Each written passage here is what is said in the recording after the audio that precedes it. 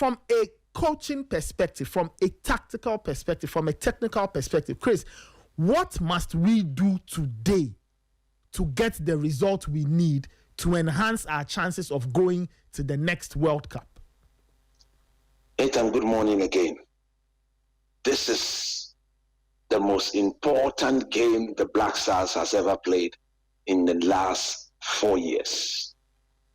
I believe that when you say, what do we need to do?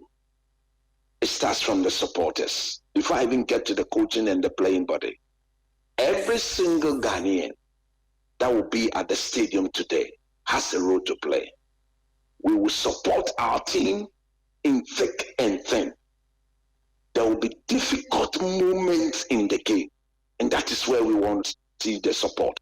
We cannot leave the singing, the drumming, the shouting only to those people wearing red, gold, green. Today, I would have preferred that it's good to have the red, gold, green at one side, but if we can get them spread out throughout the stadium, maybe apart from the VVIP and the VIP, let's have a section of them at the Wusu stand, let's have a section of them at the Adekuka stand, so that they galvanize every single part of the stadium to be behind the team. The reason why I'm calling for this level of support is because of the difficulty of the game. Now, if Ghanaians can do that, those of us who will not get a chance to go there, how can we influence this? Keep praying for Thomas Partey. Keep praying for Jordan Ayew. Keep praying for Semenyo. That Semenyo today, when those chances present themselves, he will not overly power them over the bar. He will show proper composure, proper ability, and to just caress the ball into the back of the net. When the chances present themselves, surely we will create chances. Our boys should be able to put the ball in the back of the net. We need to do that. Now, when it then comes to the coaching, that is where I'm a bit worried, because nobody can convince me that in terms, if you compare the two technical bench, ours is ahead. Some time ago, I used to tell the people of Ghana that if you compare our technical bench to the elite of Africa, our technical bench does not compete with any other technical bench on the continent of Africa. When it comes to, even when you drop below, they're very elite. We will still struggle to position our technical bench. But thanks to Keto Kreku and his appointment committee, they decided this is the best man for the job. I do believe that we will qualify and we'll give credit where it is due. But going to the World Cup, this technical team cannot be the one we present at the Mondial. No, they will be exposed and exposed big time. Having said that, Otuado and his team, Desmond Ofer, John Pencil, they've got a very important role to play. What is that role? There has to be a clear game plan. You map up a game plan based on the strength and the weaknesses of your opponent, and make sure you stand on your feet and demand. You don't negotiate with the players. You demand as to what they have to do. Anybody who does not want to comply with your demand, you pull him out quick. You don't delay. You don't waste time, because there are ways to approach this game. And if the attitude, the mentality is not right, we will struggle as a country, and then things are going to be where we don't want them to be. So they've got to have a clear game plan.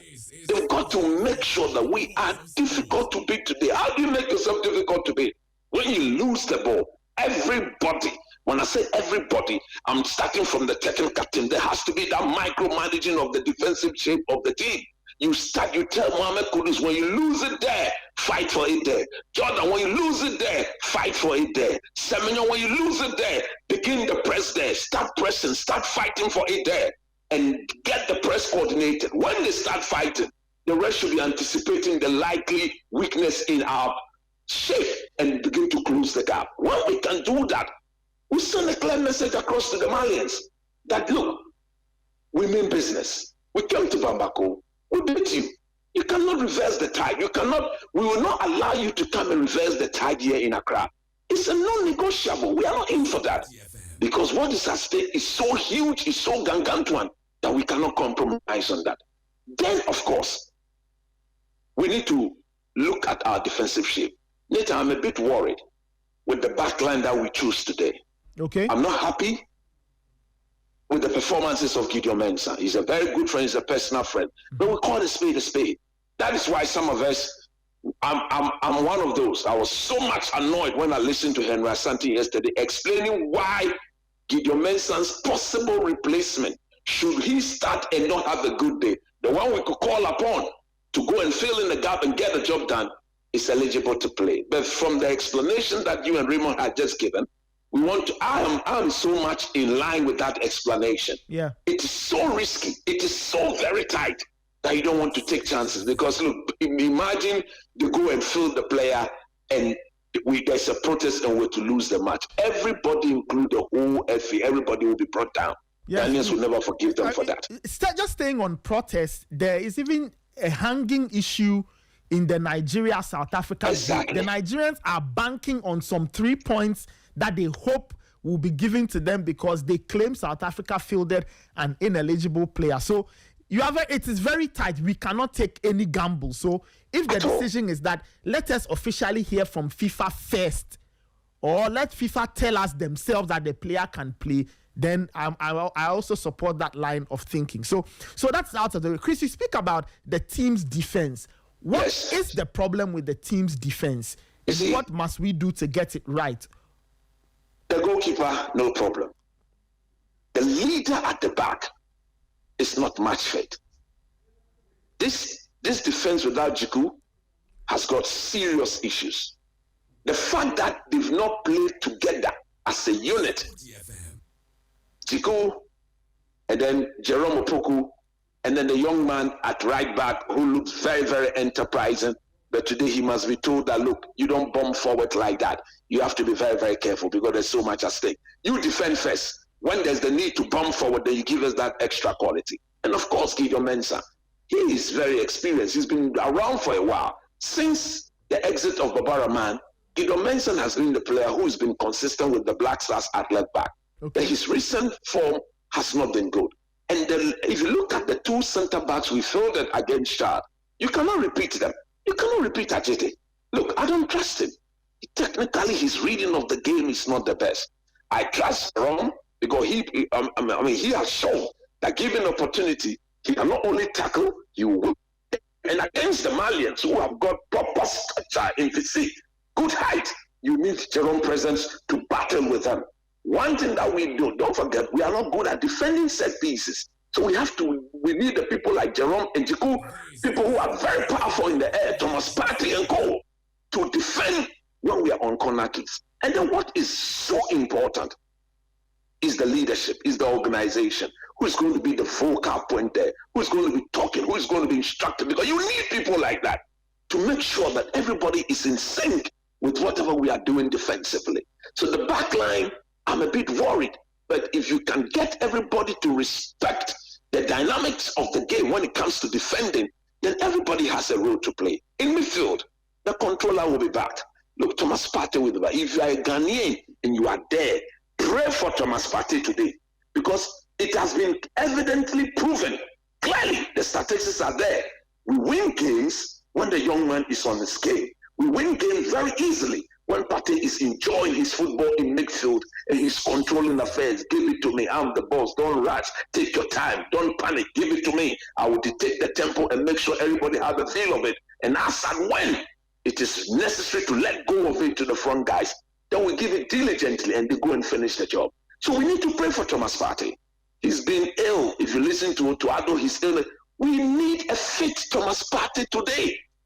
And I'm happy. I've spoken to people closer to the young man. They say he's very ready. If you can give us 80 minutes today, I think by the time he exits the pitch, the job would have been done. If we are blessed and he can do all the 90 minutes, so be it. But the problem now is that who partners him? Elisha Wusu is out. Okay. For him, even if he's not out, I would have told, don't put him there. Then it comes down to Salis. Salis, look, he's not been on form. He's not been that competitive. So that is a problem. So again, the Atalanta boy, if I heard Otuado right, he's injured. Again, maybe that warranted Sibo to be given an emergency call. Yeah. The problem here is that he's not played with Thomas Partey before. Nathan, I remember I watched the Black Stars in Kumasi. what Thomas Partey were playing with Baba Idris. And Partey had to virtually control Baba Idris for 90 minutes. Stand here, give it to me, don't go here. When they don't come here, we don't want that. And therefore, if we are going to rely, we don't have a choice. If we are going to rely on Sibo today, somebody who has never played with Thomas Partey before, to establish that chemistry in the midfield, where the Malians, in my view, are stronger, where they are very combative and very competitive, and they are very dominant. We saw the first game in Bamako. Thomas Partey was the difference maker, because he established to all of them that I am the boss. So if we are going to partner Thomas Partey with somebody, then going forward, Partey will have to be very circumspect. He cannot isolate the young man and join Semenyo and Kudus and Co. unless we are chasing the game, which I hope we will not come to that today. So Sibo or the Abu Boy, even the Abu Boy, he's not played competitively this season. So it is looking like Thomas Partey and the Sibo. I like Sibo's presence. I like his physique. He's a physical guy. He can combat. He can compete, and he can pass the ball forward. He wins the ball. He passes it forward. Is one thing that we also need to do. We cannot inform the Malians that whatever we do going forward has to go through Thomas Partey. They eclipse him, and we are in big trouble. We saw the Nigerians did that when when we met them in that World Cup qualifiers in Kumasi. They blocked the channel to Thomas Partey, and we struggled in that game 0-0 in Kumasi. Again, that's why Sibo will have to play, because he's another good passer of the ball. Now, when you go forward, Nathan Kwa, Mohamed Kudus, look, he must be spoken to. Okay. He must be spoken to in the sense that you let go of it when there's no way to dance past people. He's a very good dancer. When I say dancer, he's technically very good. 1v1, he's got the ability. If I'm the head coach, I will demarcate areas for him. I say, when he's in this zone, give it to him. Young man, once you receive it in the final attacking third of the opponent, take them on. Take them on. But even in taking them on, if there's an opportunity to do a give and go, give and go and receive, that most often is always the better way of playing football. We've seen Leo Messi picks up the ball in the final third. He pretends as if he's going to dribble. Then he gives, and then he's on the move. It gives him back to him. It's back in the back of the net. We need to do that.